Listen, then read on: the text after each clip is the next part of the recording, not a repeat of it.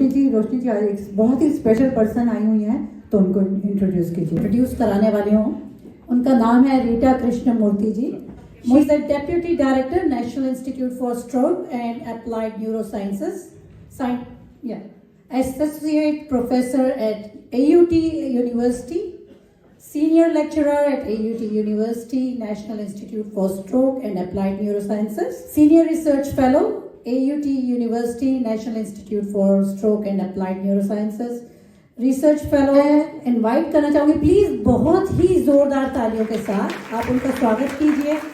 और आगे का सेक्शन वो थोड़ा संभालेंगी, तो प्लीज कोऑपरेट कीजिएगा उनके साथ, ध्यान से सुनिएगा कि वो क्या शेयर करना चाहती है। थैंक्स, आपने इतने सुंदर से इंट्रोड्यूस किया और मुझे यहाँ आने का मौका दिया। तो मैं AUT यूनिवर्सिटी में एक रिसर्चर, 2-3 चीज़ों के बारे में मैं रिसर्च करती हूँ। एक तो है स्ट्रोक, जिसको हिंदी में हम लकवा कहते हैं, और दूसरा है डिमेंशिया। आपको बता दूं कि मैं मेडिकल डॉक्टर नहीं हूँ और मैं किसी तरह का मेडिकल सलाह नहीं दे सकती हूँ। अगर आपको मेडिकल सलाह चाहिए तो आप अपने GP के पास जाएं। तो आज मैं जो कहूँगी वो मैं थोड़ा सा आपको बेसिक्स बताऊँगी कि डिमेंशिया क्या है, आप उसको कैसे पहचान सकते हैं, उसके कॉमन सिम्टम्स क्या हैं और क्या क्या तरह के डिमेंशिया हैं।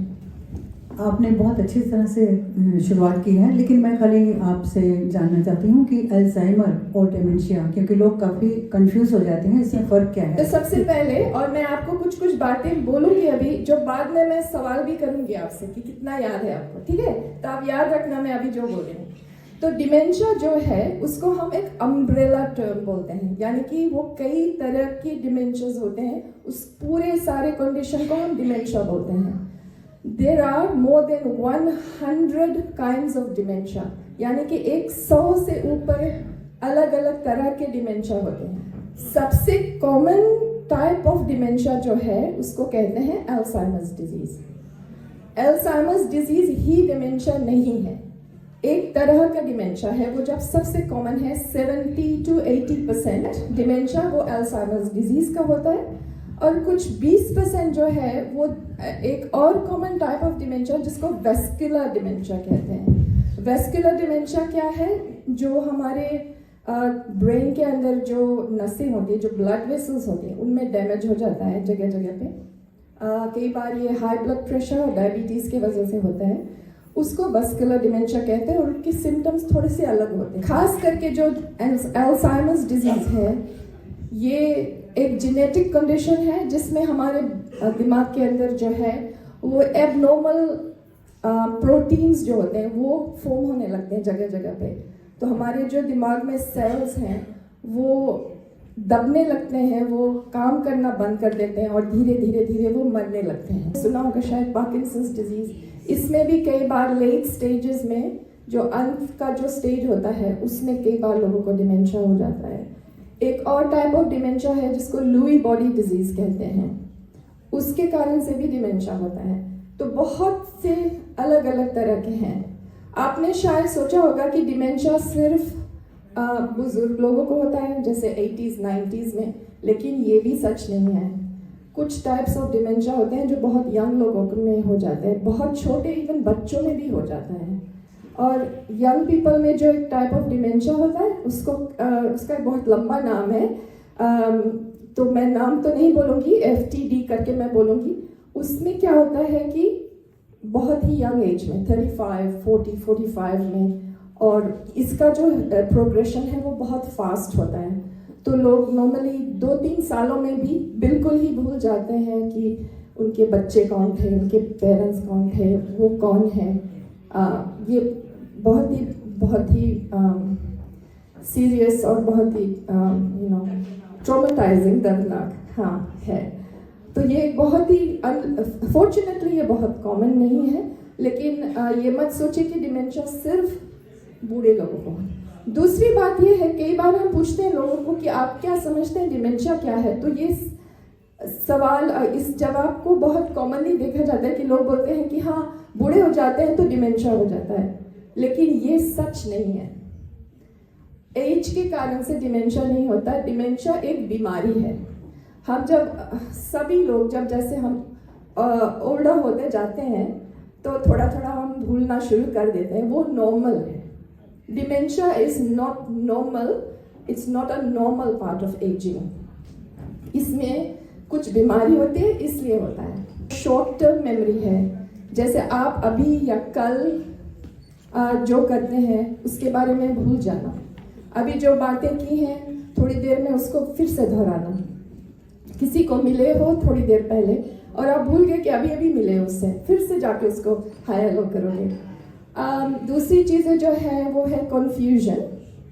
कन्फ्यूजन मतलब जैसे आप हमेशा जैसे आप अपने पैक एंड सेव जाते हो, आपको पता है किस रास्ते से जाना है, आप 20 साल से जा रहे हो, लेकिन अचानक से ऐसे लग रहा है अरे किस रास्ते से जाना है, कन्फ्यूजन है, इस रास्ते से जाना है। आप दुकान में गए और आपको पता नहीं है, आप रोज वहाँ जाके हर हफ्ते जाके वहाँ पे दूध लेते हो, ब्रेड लेते हो, लेकिन आप अंदर घुसे तो आपको समझ में नहीं आ रहा हम किस रास्ते से जाएं। वो कन्फ्यूजन होती है। कई बार पैसों की गिनती में कन्फ्यूजन हो जाती है।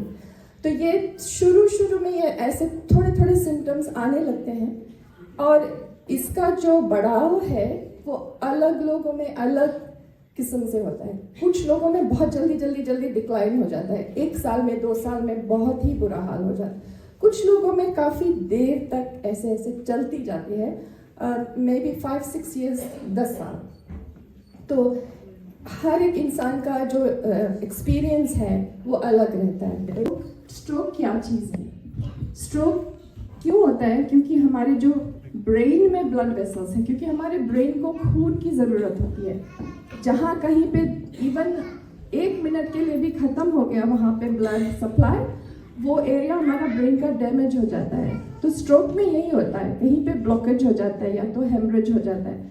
उसके कारण से अगर आपके दिमाग में उस एरियाज में इफेक्ट हुआ है जहाँ पे आपको सोचने की ज़रूरत है, मेमोरी की ज़रूरत है, तो उन लोगों को स्ट्रोक के बाद भी डिमेंशिया हो सकता है। कई लोगों को हो जाता है। तो ये भी एक कॉमन टाइप ऑफ डिमेंशिया है। डिमेंशिया को डिले कर सकते हैं। एक तो हम सोचते हैं कि हम जब बूढ़े हो जाएंगे तो हम कुछ करेंगे, लेकिन हमें बचपन से करना चाहिए। हमारा जो डाइट है, जो हेल्थी डाइट, हेल्थी लाइफस्टाइल है, वो हम शुरू से करना चाहिए हमें। लेकिन इवन लेट मिडिल एज या ओल्ड एज में भी टू लेट नहीं होता है। आप अगर ध्यान दें कि क्या आप खाते हैं, क्या पीते हैं, हेल्थी, जो भी हार्ट के लिए अच्छा होता है, जैसे हम नहीं बोलते हैं हार्ट के लिए जो what is good for the heart is good for the brain. तो ये भी आप याद रखिए, जो भी आपके हार्ट के हेल्थ के लिए अच्छा होता है वो आपके दिमाग के हेल्थ के लिए भी अच्छा होता है, क्योंकि जो ब्लड सप्लाई होता है वो हार्ट से जाके ब्रेन में जाता है। तो अगर हमारा ब्लड सप्लाई, आपका ब्लड प्रेशर नॉर्मल है, डायबिटीज़ नॉर्मल है, और आप स्ट्रेस के लिए कुछ करते हो, ब्रीदिंग करते हो, योगा करते हो, जो भी करते हो, ये सभी चीज़ें हमारे ब्रेन के लिए अच्छी होती हैं। तो diet, activities, physical activity, social connections और ये सब चीज़ें जो हैं बहुत ही अच्छे होते हैं प्रिवेंशन के लिए। 100% प्रिवेंशन तो कभी हो नहीं सकता, पर हेल्प ज़रूर हो सकता है। तो गेम्स खेलना, अपने दिमाग को एक्टिव रखना, कोई नई भाषा सीखना, पेंटिंग सीखना, क्राफ्ट सीखना और लोगों से मिलना जुलना, ये सब बहुत ही ज़रूरी चीज़ें हैं। आइसोलेशन और लोनलीनेस जो है उसके कारण से कई लोगों को डिमेंशिया हो जाता है। तो अगर आप किसी को जानते हो जो आइसोलेटेड है, जो लोनली है, जो अकेले रहते हैं, उनकी मदद के लिए आप उनको इस तरह के ग्रुप्स में इंक्लूड कीजिए, क्योंकि वो उनके लिए बहुत ही फ़ायदेमंद है। तो अब मैं आपको पूछूंगी कि आप कुछ सवाल पूछना चाहते हैं तो मैं कुछ जवाब दे सकती हूँ। आजकल मेरे को नाम भूल जाती हूँ मैं 10 दिन बाद अब रेस्ट होम अपने हस्बैंड के पास गई, वहाँ 2 लड़कियों के नाम मुझे याद नहीं आ रहे थे। मैंने कहा इसका नाम क्या है, काफ़ी देर में सोचती रही, फिर मुझे उसका नाम याद आया।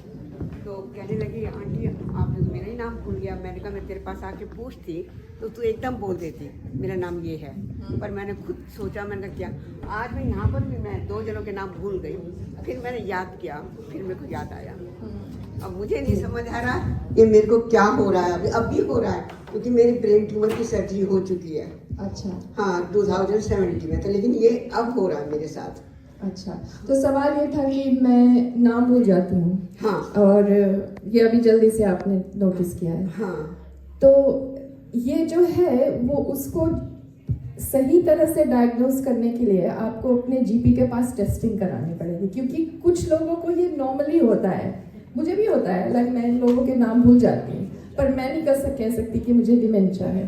पर कई बार ये शुरुआत होती है ना, जैसे अगर आप शुरू में ये ऐसी ऐसी चीज़ें होती हैं, तो अगर वो ऐसे ही रहा तो ठीक है, लेकिन आप नहीं चाहते कि वो और भी बुरा हो जाए। और ये मैंने अपनी जीपी से बात की, कल उसने मेरी 1 घंटे की मेरी मीटिंग रखी एक लेडी के साथ। उसने काफ़ी देर तक मेरे से बात की, मेरी बैग पूछी, बैग मुझे सारी आती, लेकिन जो अब पूछ रही थी वो मुझे काफ़ी चीज़ें मैं भूल रही थी। ठीक है, तो ये आपने सही किया कि आपने जीपी के पास वो लिया है कंसल्टेशन, सबसे बेस्ट चीज़ यही है। फिर उसके बाद आप फिर भी लगे कि आपको कोई हेल्प चाहिए तो आप उसको कहें कि आपको मेमोरी क्लिनिक के लिए रेफरल भेजें, क्योंकि जो मेमोरी क्लिनिक है वहाँ पे स्पेशलिस्ट होते हैं। अभी 7 तारीख को मेरी फिर मीटिंग रख रही है वो, ठीक है। कहती मैं 7 तारीख को आपसे फिर बात करूँगी। हाँ, तो आप कहना कि मुझे स्पेशलिस्ट के पास भेजें, ओके, क्योंकि वहीं पे जाके आपको सही तरह से पूरा डायग्नोसिस मिलेगा। Thank you.